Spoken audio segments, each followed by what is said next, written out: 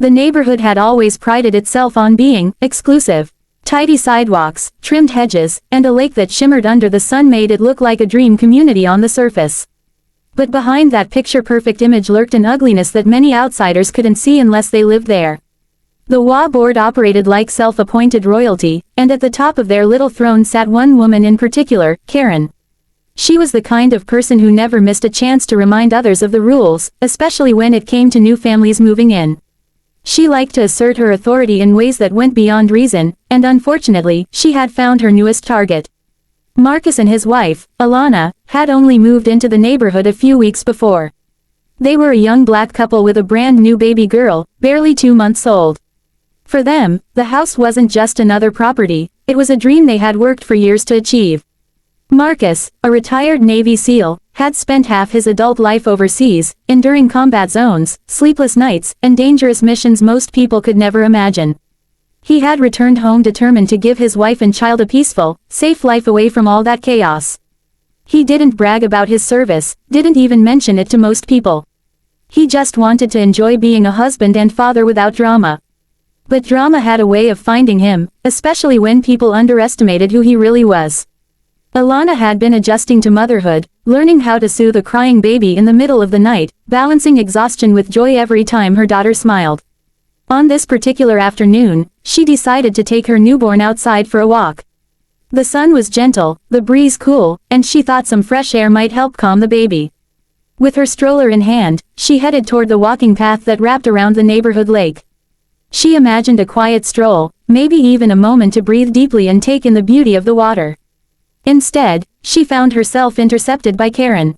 Karen had been watching. She always watched. She knew every movement in the neighborhood, every unfamiliar car, every Amazon delivery, and certainly every newcomer who dared to think they belonged. When she spotted Alana with the stroller, she made a beeline across the street, determination written on her face. She didn't see a new mother trying to enjoy a peaceful moment, she saw something that offended her sense of control. "Excuse me," Karen snapped, her voice sharp as a knife. She blocked the stroller's path with an aggressive step forward. "We don't allow unauthorized childcare in this neighborhood." Alana blinked in confusion, tightening her grip on the stroller's handle. "I'm sorry, what?" she asked, genuinely baffled. "That baby," Karen said, pointing at the bundled infant inside the stroller. "This neighborhood has rules about who can live here and who can't. I need to see proof that child belongs to you." At first, Alana thought she must have misheard. Who in their right mind would say something so absurd? She let out a nervous laugh, shaking her head. "This is my daughter," she said firmly. "I don't need to prove anything to you." But Karen wasn't satisfied. She leaned closer, peering into the stroller as if she had any right. The baby stirred, fussing at the intrusion, and Alana instinctively shifted the stroller back. That's when Karen crossed a line no one expected.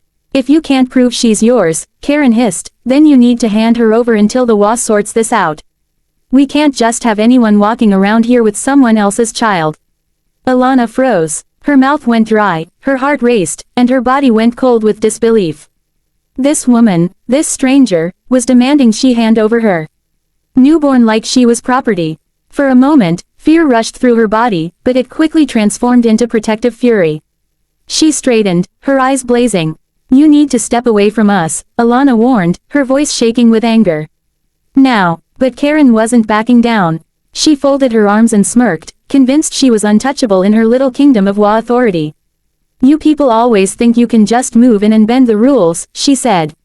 "Not here. If you don't hand over that baby, I'll call the police myself." Alana could hardly process the audacity.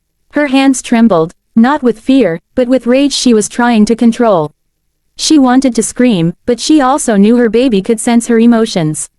She was alone out here, no neighbors rushing to help, no witnesses willing to step in. She wished Marcus was beside her, but he was at home in the garage, fixing a shelf he had been meaning to secure.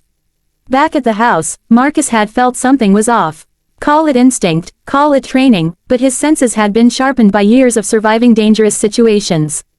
When he realized Alana had been gone longer than usual for a simple stroll, he decided to check. The moment he stepped outside, he heard raised voices, and his muscles tensed. His wife's voice, sharp with warning, reached his ears, and his blood ran hot. He moved quickly, almost silently despite his size, following the sound until he saw the scene unfold, Alana gripping the stroller protectively, her body angled between their child and a woman standing far too close. He caught the tail end of Karen's words, something about calling the police and taking the baby. Marcus felt his jaw clench. He had faced armed men with deadly weapons, had stared down enemies who wanted nothing more than to end his life. Yet here, in his own neighborhood, a self-important woman was trying to intimidate his wife and threaten his child. His first instinct was to react the way his training had taught him, to neutralize threats quickly and decisively, but this wasn't a battlefield. This was supposed to be home. He had to remind himself to keep calm, for Alana's sake, for the baby's sake. He walked up, his presence instantly commanding. "Is there a problem here?" he asked, his voice low but carrying an authority that made even hardened men hesitate. Karen turned, clearly startled, but quickly recovered with her usual arrogance. "Yes, there is," she snapped. "Your wife is walking around with a baby, and I don't believe it's hers. Until she proves otherwise, the HOA has every right to step in. That child needs to be handed over." Marcus's eyes narrowed, and in that moment, he felt the weight of every mission he had ever completed, every moment he had been forced to protect the helpless. This was no different, except now, the helpless one was his daughter. Alana exhaled shakily, relief flooding her as she saw Marcus at her side. She didn't need to say a word, he could see everything in her eyes, the fear, the anger, the disbelief. Marcus shifted his stance subtly, placing himself between Karen and his family. He didn't raise his voice, didn't make a scene, but there was something in his posture, in the way he held himself, that radiated danger to anyone who knew what to look for. Karen, however, was too blinded by her own self-righteousness to recognize it. She mistook his calm for compliance. She had no idea she was standing in front of a man who had faced war, a man who could dismantle her entire sense of control without breaking a sweat. And as Marcus fixed his gaze on her, his next words would determine just how quickly Karen's bravado unraveled.